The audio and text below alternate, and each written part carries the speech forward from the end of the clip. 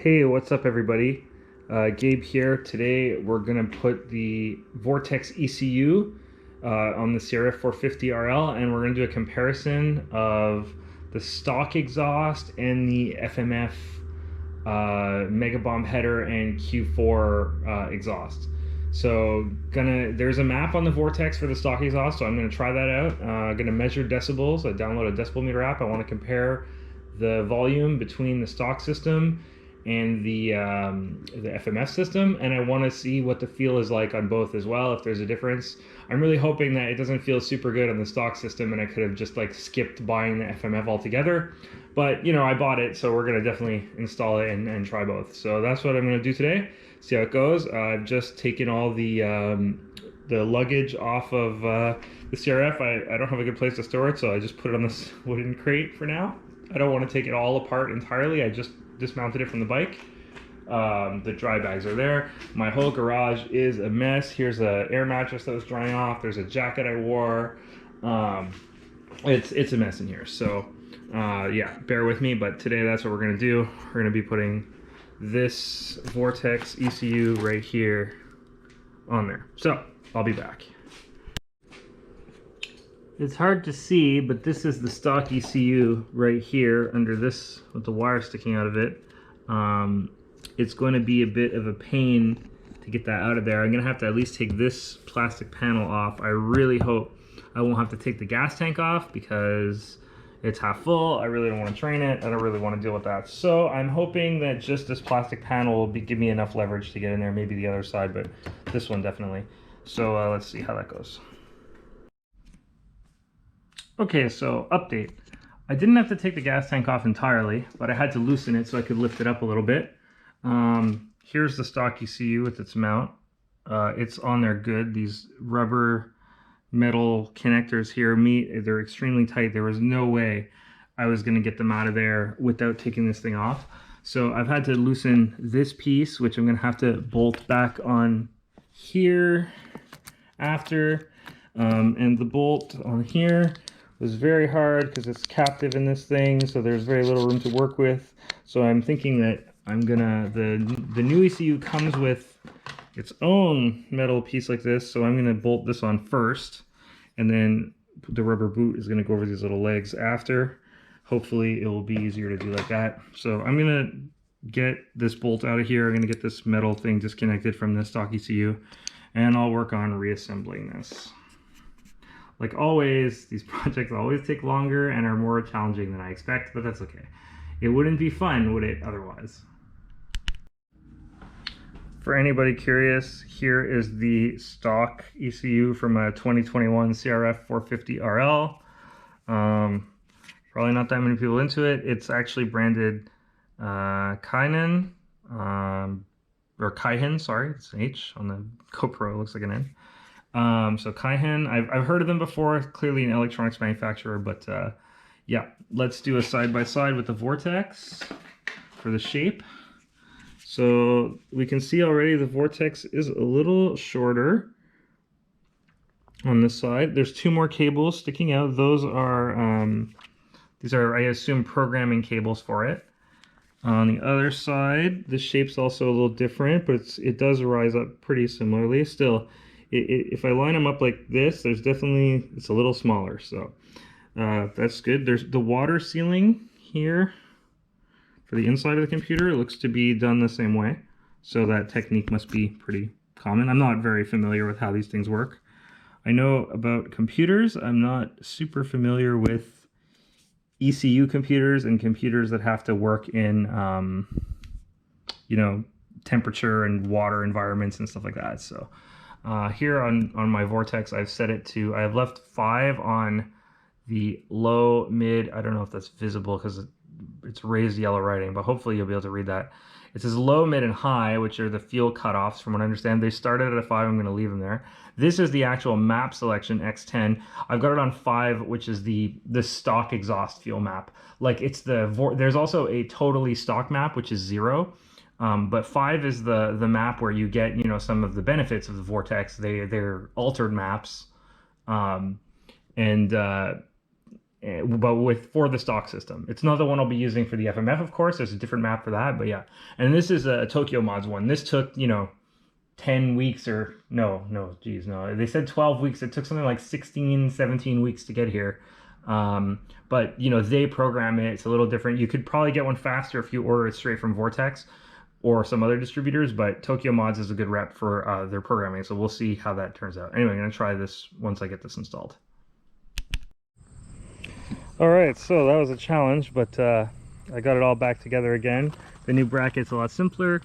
The ECU's in there. I just bolted the gas tank back on. I didn't put all the other plastics on. I'm just going to make sure that everything works real nice here. This is the tube that keeps popping out. I complained about this in another video during my camping trip. It rained a lot, and I rode home in a rainy day, and I was worried that it would pop off overnight and expose the tank, so I got to get like a clamp or something down here to hold it better in place. I don't know, I'll figure something out.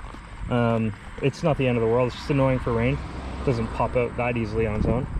So I'm going to try to start the bike. I got the ECU in. It's set to the stock exhaust map number 5.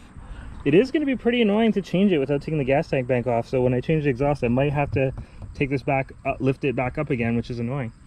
So we'll see. So here, let's start the bike. Let's hope it starts smoothly. So that's reassuring. Nice smooth idle. Seems fine. A little gas. Sounds fine.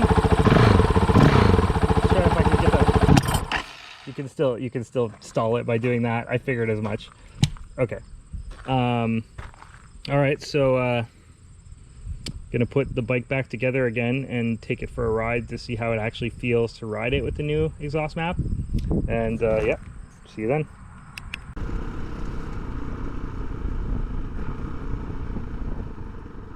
All right, so I'm out here testing the Vortex ECU with the stock exhaust. I'm not using the stock map, I'm using the stock exhaust Vortex map, which is to say it's supposed to bring, the additional benefits, the more power, smoother throttle, supposed to help with the flameouts, but it's still the stock exhaust system, header pipe and the pipe. So far it feels a little different, but not wildly so. I mean, I'm just going stop to stop here. I'm not gonna go super far.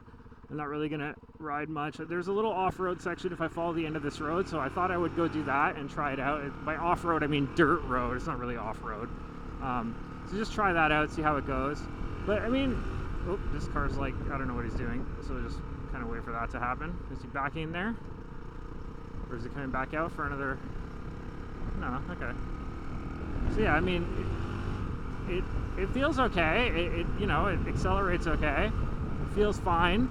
I didn't notice it change that much, I guess, but I'm sure it's because the bike was jerky when I made a mistake, and I guess I don't know if I'm not making one until I wouldn't know that I'm making one when I made it before. So unfortunately, I mean, unless I do something really obvious, I know if I from idle give it a quick, very short jerk of throttle, it'll stall. But almost every dual sport, even carbureted ones that I've rode, had that happen. So I think that's just more how these engines kind of work and stuff. So I don't know. I don't really consider that to be like a bad flame out or anything, because that doesn't really make sense of a thing to do. So as for whether there's more power, I don't know. I'm on the restrictive stock exhaust, so it's hard to judge if I'm really feeling more power. Honestly, I don't really feel more power. My sense of what's powerful is kind of twisted because I'm so used to the XSR that, if you add 5 horsepower to this bike, because I've been riding the XSR for the past 2 weeks pretty often, I'm just not going to really notice it that much, it's just not going to make a difference compared to almost tripling the horsepower when you get on the XSR. So it's more about the smoothness anyway for me. So I'm giving little shots of gas, and it definitely feels smooth. Here, when we take off from the stop sign, we're gonna see what's up. So yeah, that was a little better for sure. There's some horse riders along here, so don't make often, so don't want to make a big racket. It's a nice day too, so this isn't even a dirt road. This is just like sand on top of a paved road. It's a little cheap.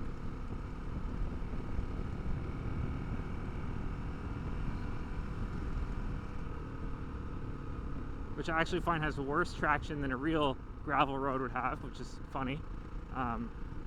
Because it like slides on the surface, right? Whereas if it's all gravel, it holds together better. Oh well. I'm not sure really why put gravel on top of this. It's not even that, okay, this part's kind of gross. Yeah, well, why put gravel on top of the first part? It's not even that bad.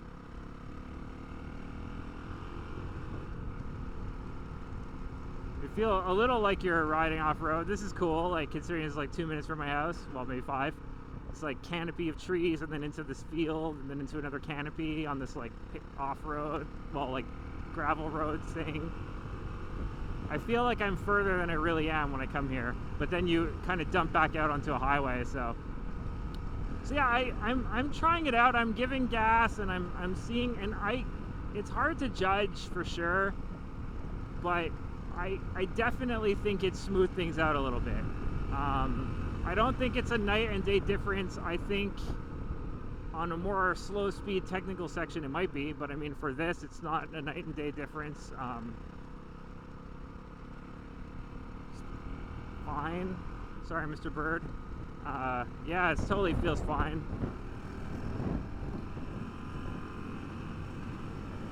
Yeah, maybe it's smoother. I don't know. I think it might be a little for sure, but yeah. So not a night and day difference. Feels okay. Definitely would have to try it off road, and of course I'm definitely gonna have to try it with the FMF exhaust system, which I guess is gonna be the next part of this video. Is gonna be me struggling to install that, and then struggling to not have to take half the bike back apart just to change the little screwdriver setting on the Vortex ECU, because right now it's set for this exhaust and it's all the way in the back, so it's going to be a pain to get to. Oh well, what can you do? Anyway, so next stop is probably quite a while from now, because I got to get home. I got to wait for this whole exhaust system to cool down because I don't want to take it off the bike while it's still super hot for pretty obvious reasons. So maybe I'll go have lunch or something, and I'll be back later. So see you then. Peace. All right, so it's a little later. I had to wait for the exhaust to cool down after I rode the bike, but it cooled down, and now I've taken the stock exhaust and stock header off the bike, so this is the entire exhaust system gone now. I don't know if I'm going to need to use this clamp piece or this one. It's not super clear. I also noticed, I noticed this since I bought the bike, but my pipe is really nasty looking. I don't know why it looks so pitted like that. The bike is a year old. It had 1,000 kilometers when I bought it. I don't know how it was treated before I owned it, but I find that kind of interesting. In any case, it doesn't matter because I'll be replacing it with an FMF pipe. I am going to be careful not to touch it and get some gloves on. I got some alcohol to spray off any fingerprints I do put by accident. So that's how we're going to do that. I got to figure out how it's going to go on there, but I don't think it's going to be too complicated to put on there, so it should fit okay. So here's what it looks like with no exhaust. The entry is here, so that's the where it comes out, wraps around this, and comes and it bolts into one of those. It was bolted into this bottom one, the stock pipe, but I don't know if there's anything there. Oh, maybe one of the fairings was in there. Yeah, I took the fairings off. And this is what I was saying. I'm gonna get in because the gas tank is here, and I should have mounted this the other way around. If I ever take this out, I'm gonna flip it over, because to get to the switch, it's actually all the way at the bottom. So I'm gonna have to figure out something clever for that, or I'm gonna have to lift the gas tank back up. It's only 2 bolts. It's not the end of the world, but it's annoying. Okay, let's get the FMF exhaust on. All right. The exhaust system is installed. There it is. There's the header. All good. So I had a couple of tricky issues with it. The main thing was that, let me try to show this here. So there's like a flange, yeah, that like holds that with 2 capped nuts. and I couldn't for the life of me get it on. I tried putting the header alone. I tried putting the header and the pipe together. In the end, I had to just reverse the flange, but it went a lot better with both on. But once I had both things on and I bolted just this bolt up here to hold it in place just lightly, and then I jiggled this and it wasn't going, and I flipped the flange around because it looked like it was the same on both sides, but apparently it wasn't, because I flipped it around and boom, instantly the holes lined up with the two screws and I was able to tighten the caps on. So the exhaust is done. I'm trying very hard not to touch it with my bare hands. I wore rubber gloves that whole time. Now I'm going to have the fight with this and this little tiny screwdriver bit. This is my plan. This is not a super good plan, but we'll see. I don't know if I can really get it in there realistically. I might have to lift the tank up. I think I'm going to have to. Kind of sucks, but I don't see a really good alternative, so I think I'm going to just lift the tank up. Once this is done, I hopefully won't have to tweak it very often again. I did note that I've seen people, maybe I'm going to flip it so that it'll be this one, because I'm pretty sure that with some effort I could at least tweak that top one. So if I'm going to take this off again, I might as well do this right and try to flip this thing so it's facing, you know, the other. Oh, it's not going to work. I don't know. I'm gonna see what I can do. I'm gonna see what I can do. If I can get it the other way around, that would be a lot better. All right, so I've turned the ECU around the other way. It doesn't fit super well this way. You can clearly see that the mount was meant to go the other way. I had to turn the clip around, but it all fits, even if it's not ideal. Nothing really moves. I got my girlfriend to help hold the tank up so I could just flip it around without actually taking everything off again, so that made it a bit easier. I can now get to the map screw at least. The others I won't be able to. The cut screws I'll have to still take the tank off to get to them. You can see that with the stock tank it wouldn't have this piece that's here that's in the way, and this would work a lot better. The other thing I need to do before I go for a ride is that I noticed before on my last ride when I was just testing the controller with the stock exhaust, my license plate is broken. I mount them normally like this with a washer and a bolt on both sides. Well, for some stupid reason, I forgot to put washers in the front when I first bought this bike, and you know, over time that cracked the plate, damaged it. I need to get it replaced now because it's in pretty bad shape. It's obviously not going to improve, but for the moment, I'm going to just zip tie it on so it'll at least hold for, you know, a 20-minute ride while I test the exhaust out. So I will see you there. All right, I'm about to test the audio level on the new pipe. Just check the sound. It's the first time I'm starting it since I put it all back together. I hope I did it right. Otherwise I'm going to cry because I have to take half the damn bike apart again, although I'm getting better at it. So here we go. I'm going to start the bike now. First start.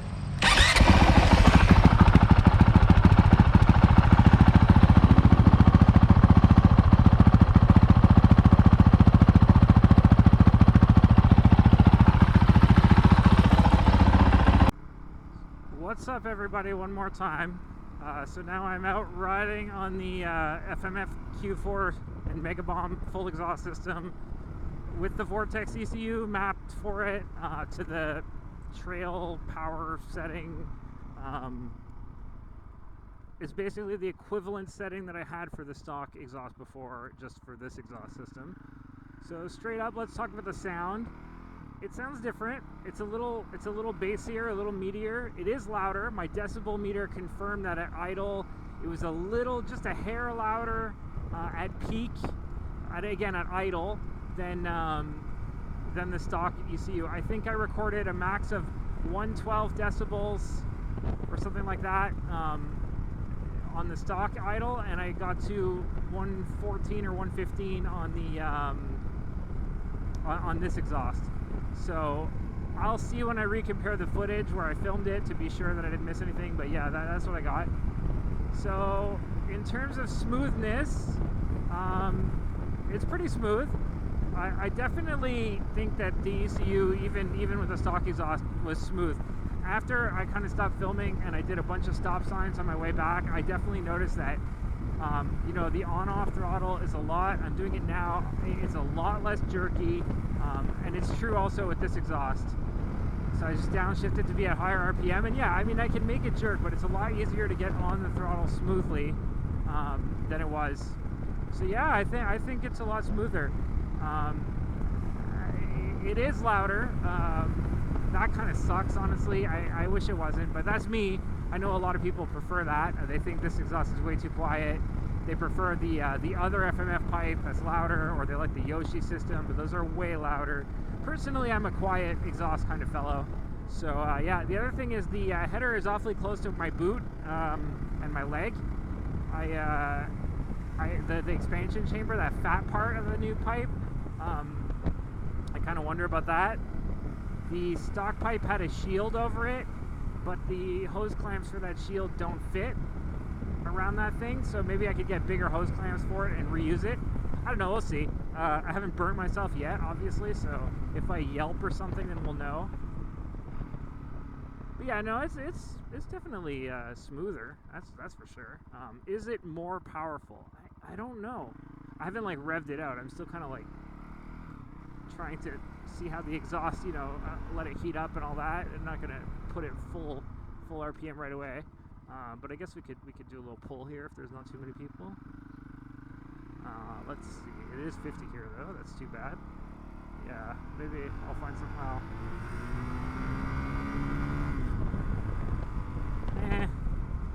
I don't know. It didn't strike me as a lot more powerful. Maybe it is near the top end. I don't usually rev this bike out. I'm not racing it, you know. But I've definitely gone on the highway with it and like passed people and stuff, so it seemed like it was okay before. But so if the ECU and the exhaust added power, I don't really feel it. But what I'm mostly interested in is smoothness, and it definitely feels smooth. I mean,